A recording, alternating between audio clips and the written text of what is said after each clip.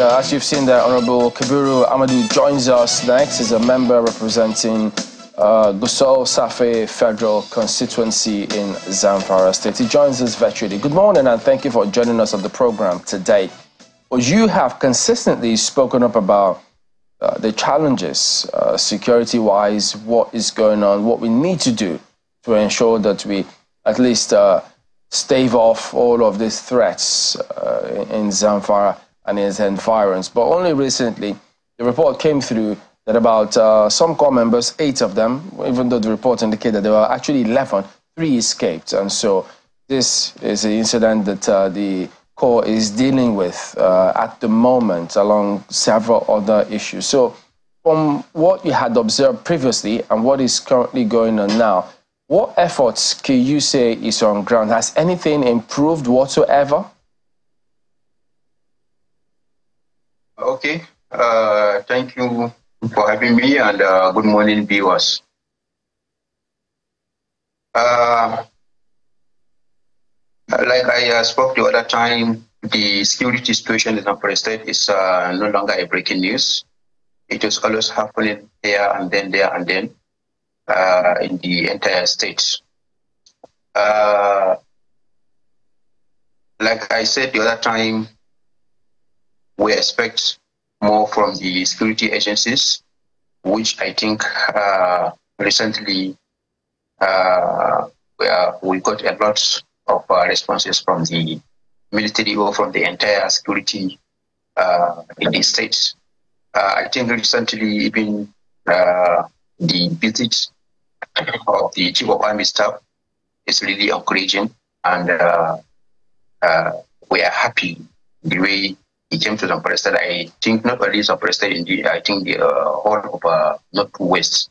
So he was here, and he discussed with our governor deeply about the problems, the solutions, way out, and the urgent intervention or the attention that Zamfara State need.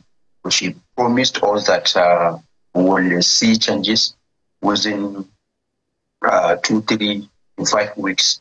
God willing, he is trying to make all necessary arrangements to see how he can channel almost all his resources, his ideas, and everything, equipment and what have you, to Zamfara State, so that he can be able to come to our rescue and what have you.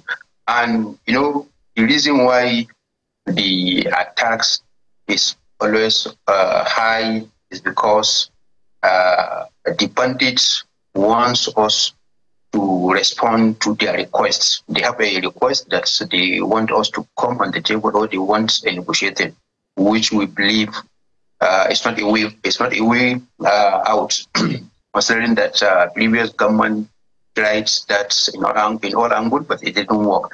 So they are trying to scare people by carrying out intermittent attacks all the time, every day, kidnap here, kill there, go there, and there. And again, another thing, they took advantage of the rainy season, considering that there is some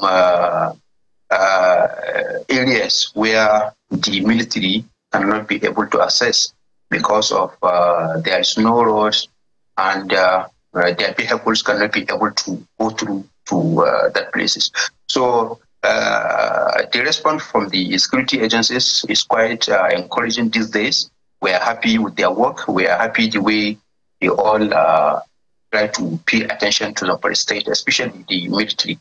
And also, if I look at it from the angle of the state government, just last week, the Security Trust Fund was just signed into the law. It's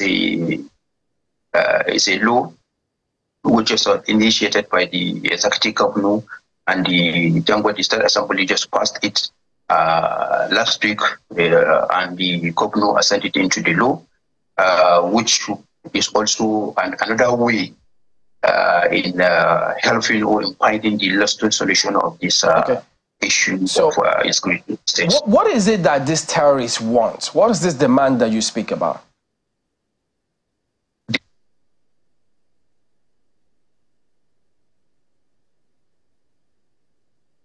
they want us to negotiate. That's they want to negotiate. That's in form of amnesty. That's what they want, which we all agree that there is no any form of negotiation with them. So that's what they want. Okay, so from what transpired the last time, with which you then say, look, if going by what happened the last time, that may not be a good way to go. What specifically went wrong with the last time the government tried it? Yeah, the government of Yari, that's the former governor, Senator Yari, tried such, it didn't work. Secondly, I think, like I said the other time, to be fair to him, the former governor, he was the one that wanted to to solve this problem through negotiation with them. He tried his best, he romanced them, he did whatever he can to them. I think it only lasts for like 4 or 5 months, and later on they go back to what they were doing.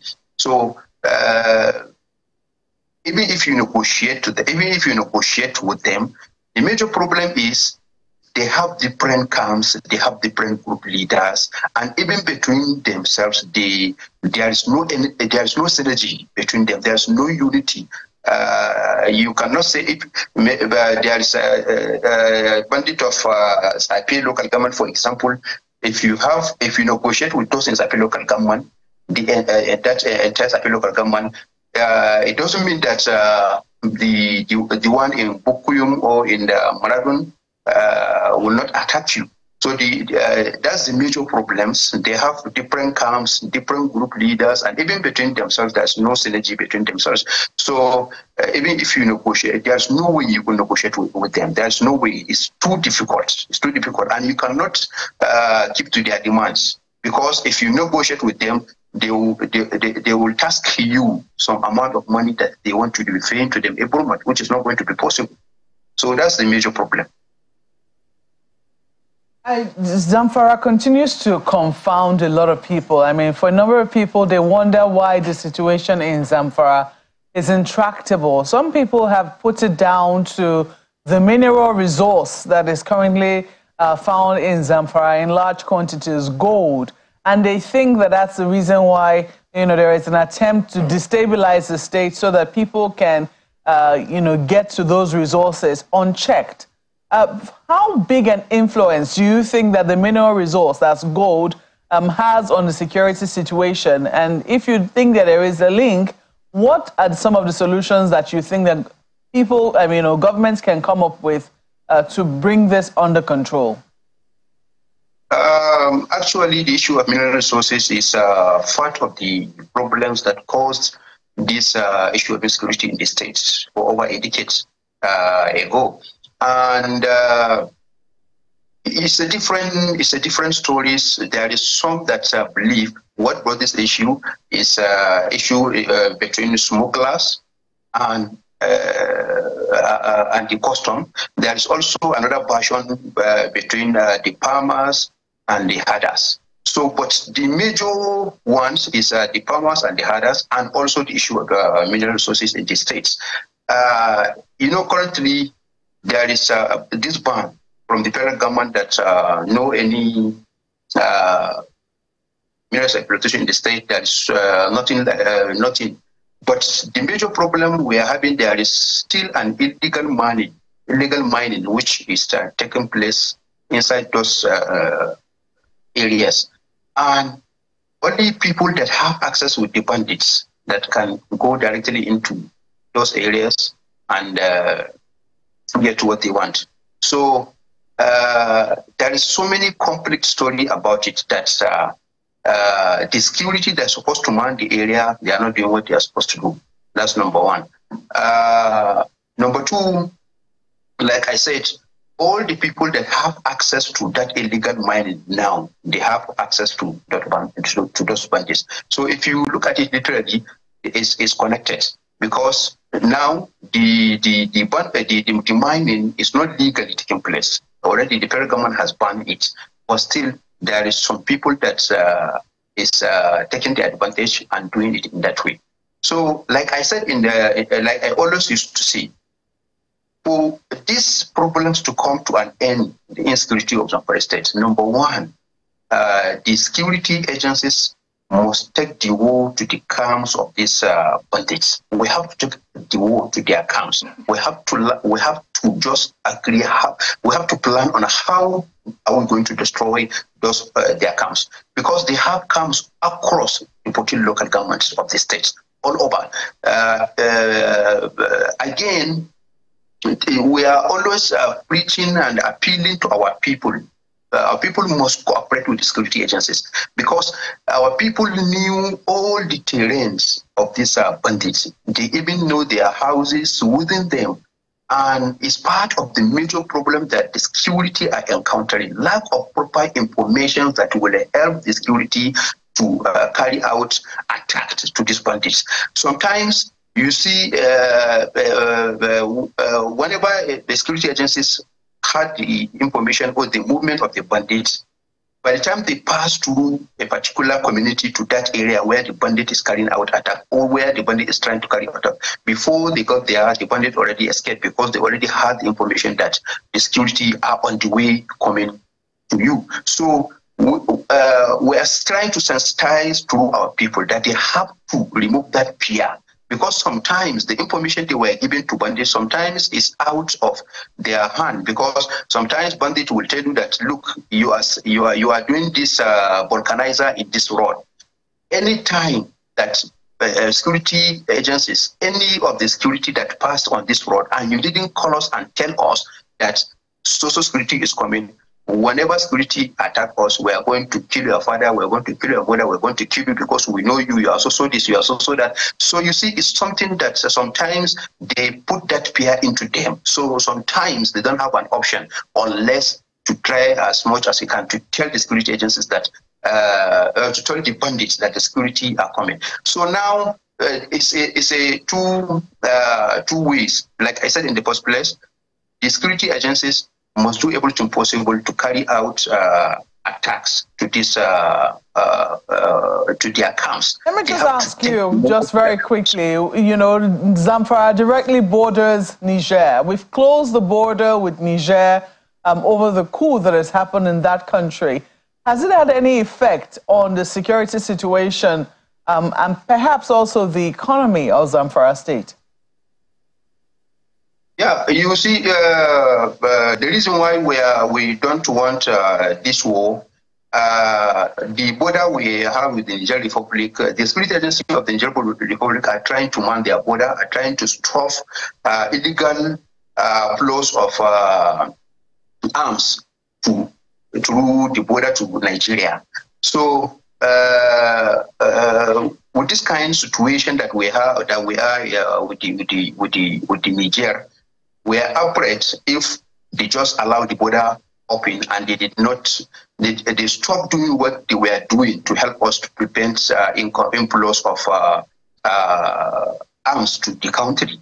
And also the issue of economy, it was really affected, really affected, because there is a lot of businesses that collapse around that area, because no movement in and out. They will not allow you they will not allow you to go into, and even Nigeria will not allow you to come. The relationship is no longer there. So the economy of the area is totally paralyzed and is collapsed. And also, there is high rate of this inflows of these arms into the country through that border. So even the incoming of the weapons and also the economic aspect of it is part of the reason why we're appealing to Mr. President that we should not go to war with Niger Republic, especially we that are at the border side. We know we are going to be affected more than any other person, both economically and security. All right, Honorable Kabiru Amadou, member representing Gusau Safe Federal Constituency. Thank you for your time this morning. Thank you. Right, we will still talk a little bit more about security when we return in just a moment. Stay on with us.